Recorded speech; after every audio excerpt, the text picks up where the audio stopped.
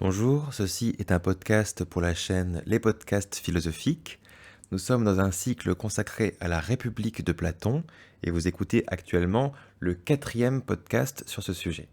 Dans le podcast précédent, nous avons parlé des livres 3, 4 et 5 dans lesquels Platon notamment décrit la société juste ou la cité idéale. Socrate dit qu'il s'agit d'un modèle de cité bonne et il ajoute maintenant qu'il faudrait se rendre capable de découvrir comment une cité pourrait être fondée de la manière la plus proche possible de la cité qui a été décrite. Socrate prévient à l'avance que la façon d'arriver à cette cité idéale va paraître une proposition ridicule à la plupart des gens, mais il se lance quand même.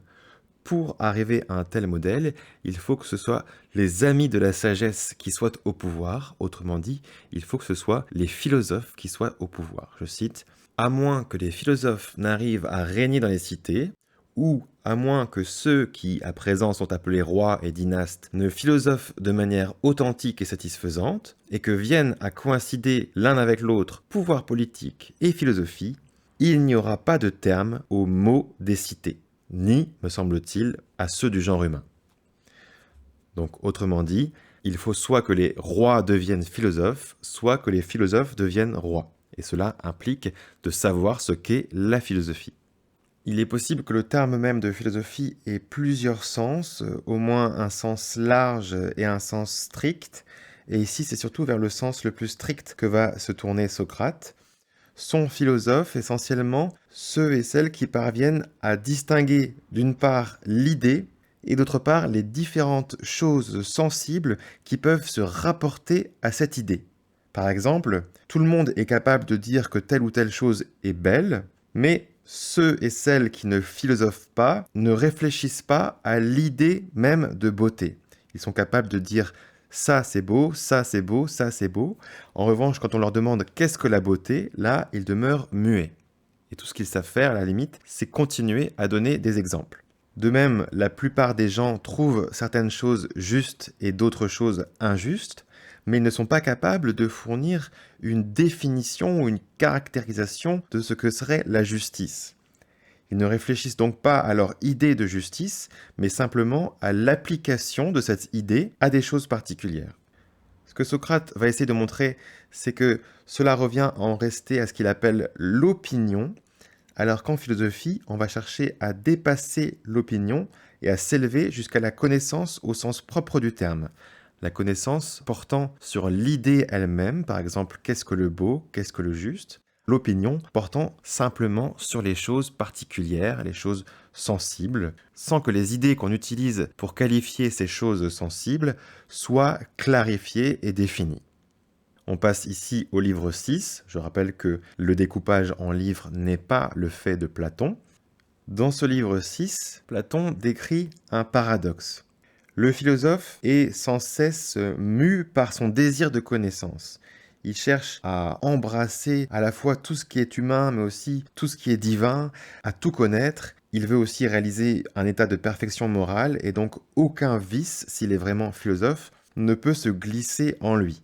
Pourtant, comme le remarque Glaucon, qui est toujours l'interlocuteur de Socrate ici, on a souvent l'impression que les gens qui s'adonnent exclusivement à la philosophie deviennent tout à fait étranges, bizarres. Et ils deviennent aussi tout à fait inutiles pour la cité. C'est pourquoi personne n'imagine qu'ils pourraient être les seuls bons gouvernants. Socrate répond qu'en réalité, le philosophe n'a pas envie de s'occuper de politique, il préfère s'occuper des choses purement intellectuelles, on va dire intelligibles par opposition aux choses sensibles. Mais Socrate remarque que ce serait plutôt les autres, les non-philosophes, qui devraient forcer le philosophe à faire de la politique, à diriger, puisque c'est lui qui s'intéresse à la justice, c'est lui qui s'intéresse à ce qui est en soi juste ou en soi bien, et qui réfléchit à des modèles de ce que pourrait être la justice. Et je dois dire ici que cette thèse ne me semble absolument pas aberrante. En tout cas, il est clair que les philosophies de la justice peuvent et doivent influencer les personnes au pouvoir. Fin de la parenthèse. Le reste du livre 6 et le livre 7 vont être consacrés à développer cette forme de mécompréhension qui existe entre ceux qui philosophent et ceux qui ne philosophent pas. Ce sera notamment l'une des idées importantes de l'allégorie de la caverne, puisque dans l'allégorie de la caverne, certains parviennent à se libérer des illusions du monde sensible et sont pris pour des fous par les autres, alors qu'ils ont accès à quelque chose de supérieur qui serait la vérité des idées. Ce qui est un peu paradoxal dans ce livre 6 que nous sommes en train de lire, c'est que pour expliciter davantage ce qu'est la philosophie et pourquoi elle devrait être au pouvoir d'une manière ou d'une autre, Platon va se lancer dans un discours que l'on pourra facilement considérer comme extrêmement abstrait et métaphysique. On va le voir sur les idées et notamment sur l'idée du bien. Donc je vous préviens à l'avance qu'ici, contrairement d'ailleurs à ce que je fais de manière générale, soit en vidéo, soit en podcast, vous allez être sans doute un peu désarçonné, éprouver un sentiment de bizarrerie, en tout cas si vous ne connaissez pas Platon. Et c'est bien normal, mais il est quand même assez important, je pense, de connaître cette théorie des idées, de savoir quelles sont ses justifications propres, même si on considère par la suite que c'est une impasse et qu'il faut avoir une autre théorie de ce que sont les idées. La connaissance au sens propre, on l'a dit tout à l'heure, c'est la connaissance d'idées, ce n'est pas la connaissance de choses sensibles. Dans tout ce qui suit, Platon va parler des idées à la manière de choses qui existent. Ça, c'est un point assez connu et en même temps très problématique, très discuté aussi parmi les commentateurs et commentatrices de Platon. On parle parfois d'un réalisme des idées. Selon Platon, les idées comme l'idée du juste et l'idée du beau, mais aussi les idées mathématiques comme l'idée d'égalité, l'idée de l'unité par exemple, ce ne sont pas simplement des inventions humaines, c'est quelque chose dont le mode d'existence reste à préciser, ce ne sont pas des choses sensibles évidemment, c'est un quelque chose qui existe de toute éternité, qui est immuable, c'est-à-dire qui ne change pas, qui reste toujours identique à soi. Cela on peut le comprendre assez facilement avec le cas des idées mathématiques. Vous savez que les trois angles d'un triangle sont égaux à 180 degrés. Eh bien, ce ne sont pas les humains qui ont inventé cette vérité mathématique. Elle existe d'une manière ou d'une autre de tout temps. Ou encore, comme vous le savez d'après le théorème de Pythagore, si on appelle A, B et C les côtés d'un triangle rectangle, avec C l'hypoténuse, on a A carré plus B carré est égal à C carré. Cette vérité, de même, ce ne sont pas les humains qui l'ont inventée, ils l'ont découverte, et donc elle existait d'une façon ou d'une autre avant sa découverte. Beaucoup de mathématiciens et de mathématiciennes continuent d'ailleurs à penser les objets mathématiques de cette manière platonicienne, et non pas comme s'il s'agissait d'une convention humaine. Et la même chose peut être dite des idées philosophiques. Comme pour les idées mathématiques, ce ne sont pas les humains qui les inventent, elles existent de tout temps, et c'est l'une des raisons principales pour lesquelles Platon va en parler comme de choses qui existent, c'est-à-dire qu'on va parler des idées comme s'il s'agissait de choses réellement existantes. Et dans ses derniers dialogues, notamment dans le Parménide, Platon revient sur cette question du mode d'être des idées et souligne à quel point il est problématique. Revenons à la République. Alors qu'est-ce que le philosophe? C'est celui qui peut parvenir au terme du savoir, à ce qu'il y a de plus éminent à connaître. Qu'est-ce qu'il y a de plus éminent à connaître ou de plus important à connaître? Ce sont forcément des idées ou une idée. Ça ne peut pas être quelque chose de sensible, puisque le sensible, en tant qu'il est passager, éphémère, n'est un objet que pour des opinions et non pas pour de la vraie science ou de la vraie connaissance. On va y revenir. Mais alors, quelles sont les idées les plus importantes ou quelle est l'idée la plus importante?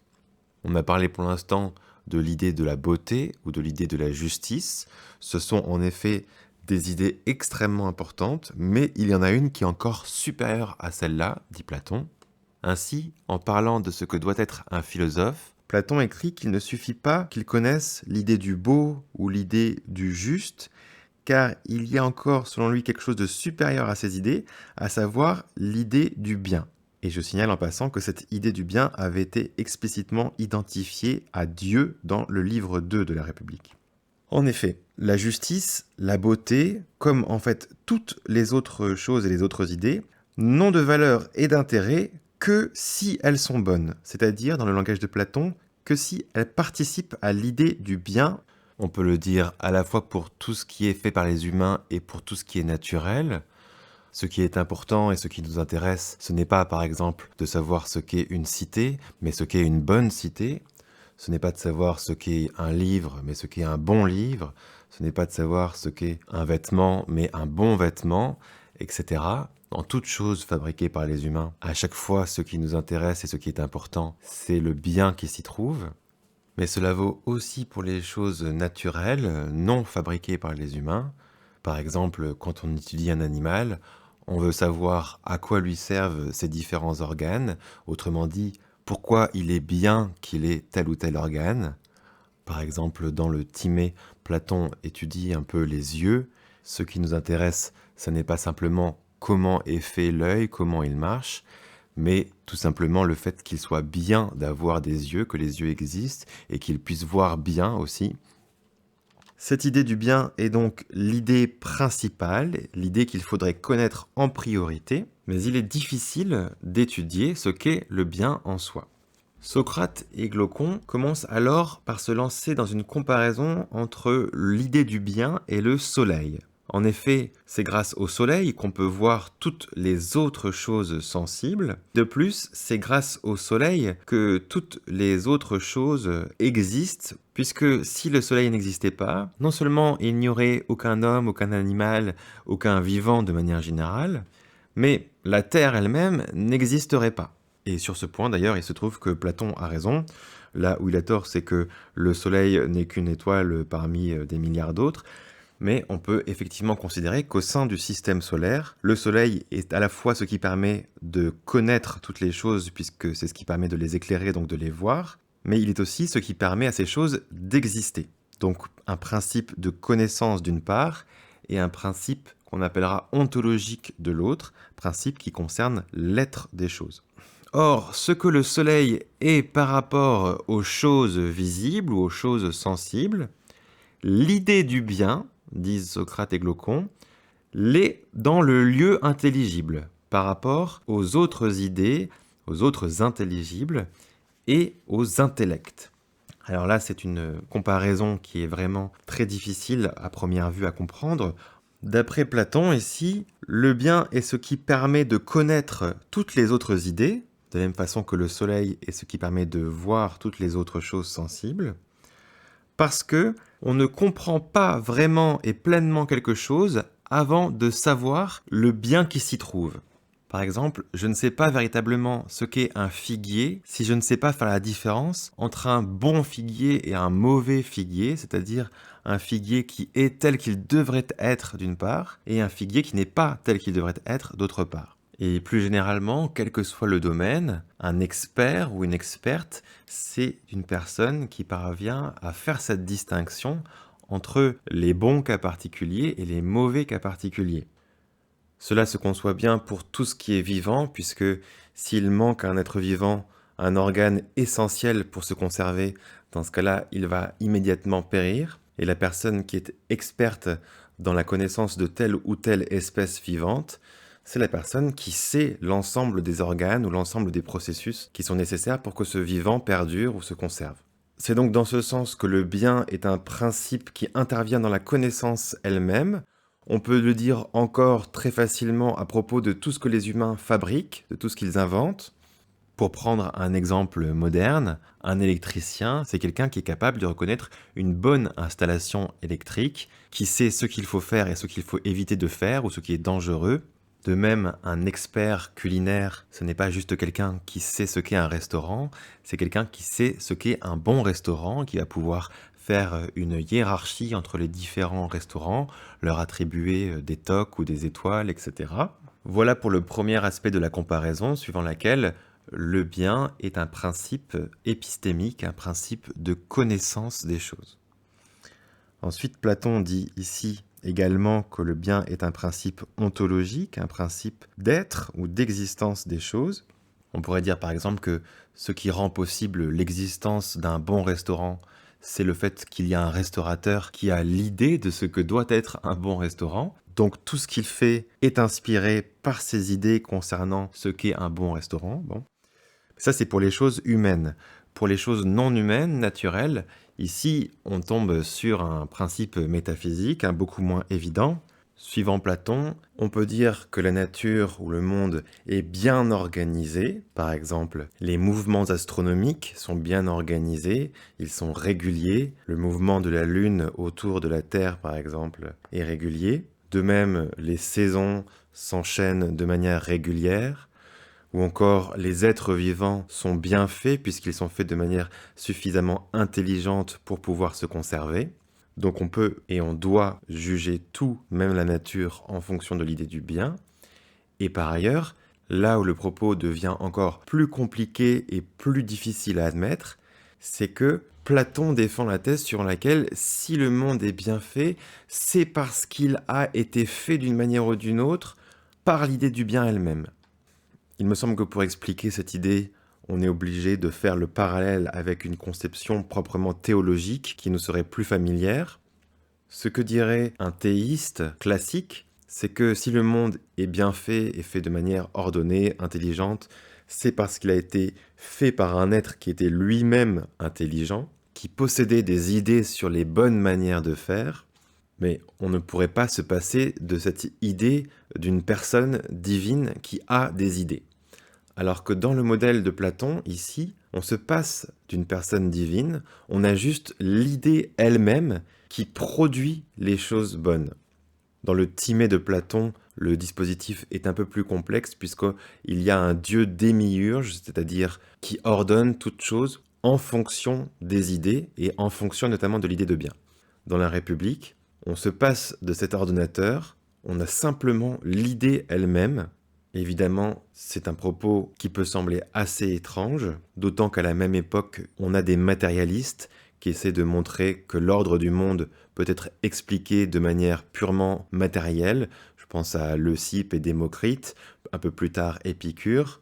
Mais ici, pour comprendre la suite, il nous faudra d'une certaine manière accepter cette façon platonicienne de voir et de s'exprimer, suivant laquelle le bien peut être considéré comme quelque chose qui existe et qui est la source, le principe organisateur de tout ce qui est bien fait dans le monde.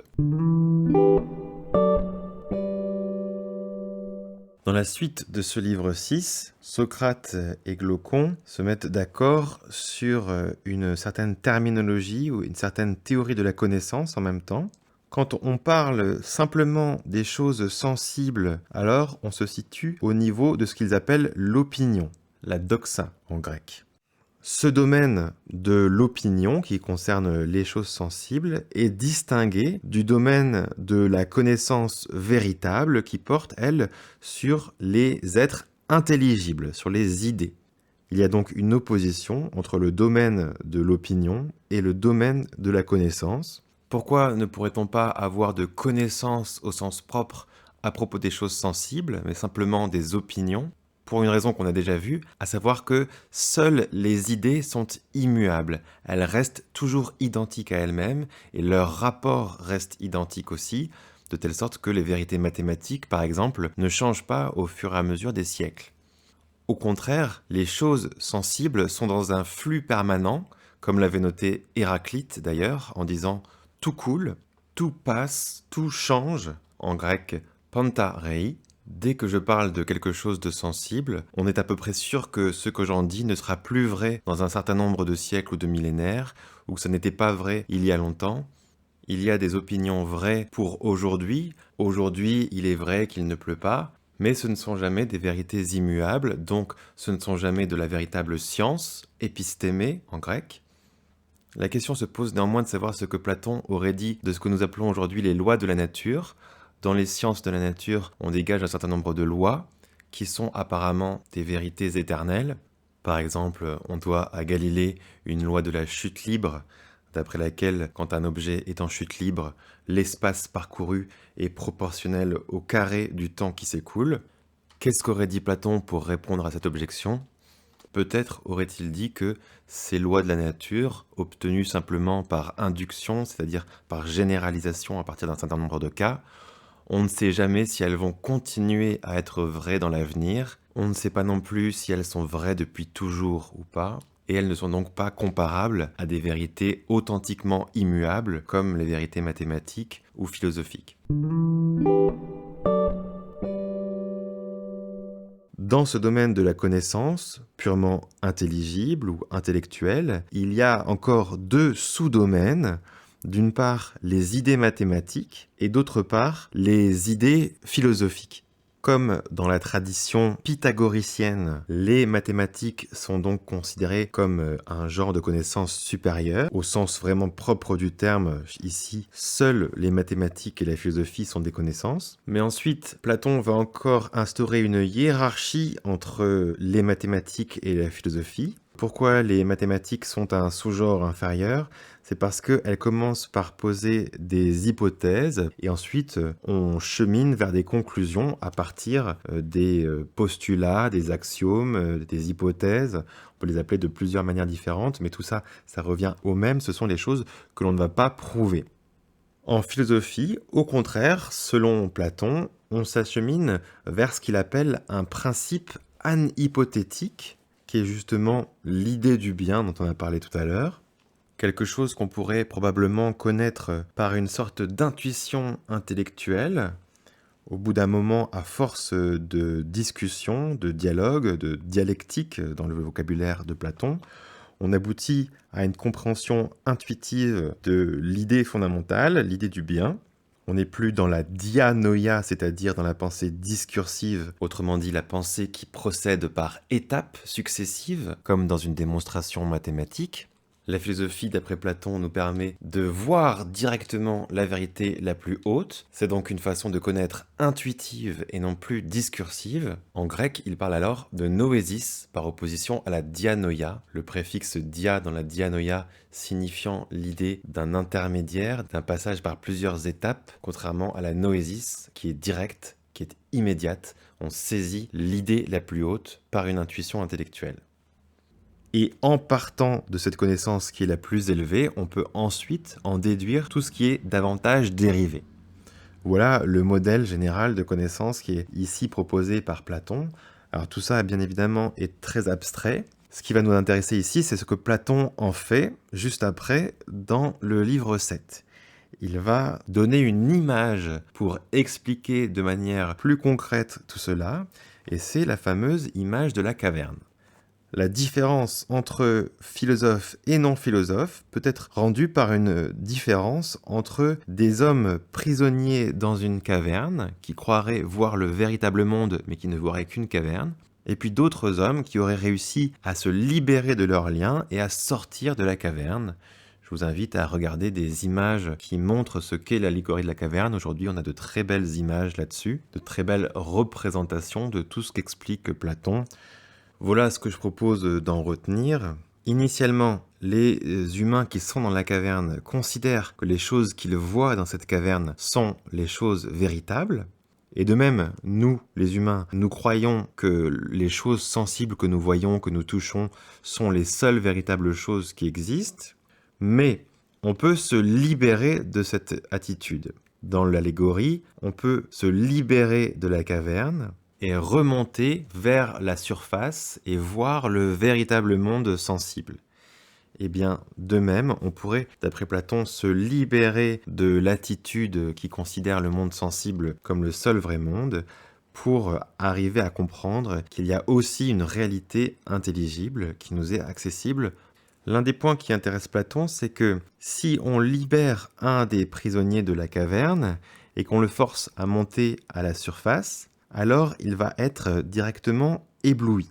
Il aura mal aux yeux, il souffrira, il ne verra rien, et à la limite, il dira que les vraies choses, ce sont celles qu'il voyait mieux tout à l'heure dans la caverne, alors que là, aveuglé par la lumière du soleil, du vrai soleil, il ne voit plus rien et ne comprend plus rien. Et de même, quand quelqu'un commence à philosopher, il n'a pas une révélation subite, bien au contraire, il souffre, il ne comprend pas, et il en vient assez souvent à se dire que tout ce qu'on lui raconte en philosophie, ce sont des illusions, qu'il n'y a pas d'intérêt à parler des idées en elles-mêmes, etc. Mais ensuite, dans l'allégorie, l'homme qui est sorti de la caverne parvient progressivement à s'habituer à la vue du vrai monde, du monde extérieur, et à la fin même, il devient capable de regarder un peu le soleil. directement, et non pas les choses illuminées par le soleil. Ça, c'est dans l'allégorie. Et bien, de même, l'homme qui s'est habitué à la philosophie parvient progressivement à discerner les différentes idées, et à la fin, il parvient même à saisir intellectuellement l'idée du bien, dont on a vu qu'elle était, suivant Platon, dans une position fondamentale par rapport aux autres idées. Ça, c'était le cas de la personne qu'on arracherait à la grotte et qu'on forcerait à grimper pour trouver le véritable monde. Ensuite, il y a ce qui se passe quand on redescend dans la grotte et qu'on avertit les autres prisonniers qu'il existe un autre monde. À ce moment-là, on passe pour un idiot, pour un sot, parce que ceux qui sont dans la caverne sont fermement persuadés que rien d'autre que la caverne n'existe. De même, le philosophe semble ridicule pour les non-philosophes, car les non-philosophes ne s'intéressent qu'aux choses sensibles, qu'aux choses qu'on peut toucher, qu'on peut voir, et pour eux, la spéculation sur les idées est du bavardage. Y compris d'ailleurs si on parle de l'idée de justice qui pourrait au contraire avoir les effets politiques concrets les plus manifestes. Notons au passage que souvent on fait des interprétations de l'allégorie de la caverne qui sont plus larges, c'est-à-dire que les prisonniers ce sont de manière générale les gens qui ne savent pas le vrai, alors que ceux qui sont sortis de la caverne ce sont ceux qui savent le vrai, et de cette façon-là, l'allégorie devient simplement une manière de parler de la différence entre le savoir et le non-savoir, indépendamment de tout ce qu'on a vu sur la distinction entre le sensible et l'intelligible, etc. Et cela me paraît d'ailleurs très intéressant, cette démarche qui coupe finalement le mythe de son ancrage textuel pour lui donner une portée plus générale. Mais ici, ce que j'ai fait dans ce podcast, c'est au contraire d'insister sur le sens de l'allégorie au sein de la République. Libre à vous ensuite de vous servir de cette métaphore ou de cette allégorie pour d'autres choses que celles que Platon avait en vue. Voilà donc pour l'allégorie de la caverne. Ensuite, Platon se pose la question de savoir comment on parviendra à former réellement des philosophes, ce qui implique de réfléchir à l'éducation. Il s'étend alors sur le rôle des mathématiques dans l'éducation. Les mathématiques sont importantes parce que c'est une discipline dans laquelle on peut faire réfléchir aux idées en elles-mêmes et cela nous permettra ensuite de nous acheminer vers la contemplation d'autres idées plus importantes, à savoir les idées philosophiques. Il faut aussi savoir que l'astronomie et les mathématiques sont associées dans le monde grec et d'ailleurs aussi dans le monde médiéval. L'astronomie, dit Platon, sera particulièrement étudiée car la contemplation du ciel est l'une des visions sensibles les plus capables de nous mener vers la considération de ce qui est intelligible. Ensuite, Platon remarque que pour pratiquer effectivement la philosophie, il faut passer par le dialogue, la dialectique, et ce sans le support des perceptions sensibles, des sensations, puisque le but est de tendre vers les idées. Enfin, ce livre 7 se termine par un problème qui est un problème tout à fait réel, c'est que lorsque l'on réfléchit philosophiquement, on apprend en même temps à adopter un regard critique sur toute chose, ce qui peut inspirer du mépris pour tout ce qui est en vigueur, pour toutes les lois, pour toutes les valeurs admises dans notre société. Par exemple, lorsqu'on dialogue sur des questions du type « qu'est-ce qui est juste ?» ou qu'est-ce qui est beau dans un sens moral du terme, notre interlocuteur peut nous montrer que tout ce que nous tenions pour moralement beau peut aussi parfois être vicieux ou honteux, et on se trouve alors perdu dans une sorte de relativisme. Par exemple, il y a des cas dans lesquels on va nous montrer qu'un mensonge peut être juste, peut être davantage dans l'intérêt commun, ou encore qu'il peut être juste de ne pas rendre à quelqu'un ce qui lui appartient. Si par exemple j'ai l'arme de quelqu'un qui est devenu fou, il ne faut pas que je lui rende. Ce genre de débat va nous mener à perdre nos idées concernant le bien et le mal, concernant le juste et l'injuste. C'est pourquoi, initialement, la pratique de la philosophie développe plutôt l'esprit de contradiction que l'esprit critique, ou autrement dit, le plaisir de tout réfuter. Et elle amène au scepticisme, qui est un écueil et non pas une position recommandable. C'est là un défaut qu'on trouve chez beaucoup de jeunes qui philosophent, dit Platon, et qui s'amusent à tout contredire. Voilà donc pour ce 4e podcast sur la République de Platon. Dans le prochain podcast, je vous résumerai les livres 8, 9 et 10 de la République. Ce sera surtout le livre 9 qui nous intéressera car il forme la véritable conclusion de la République de Platon.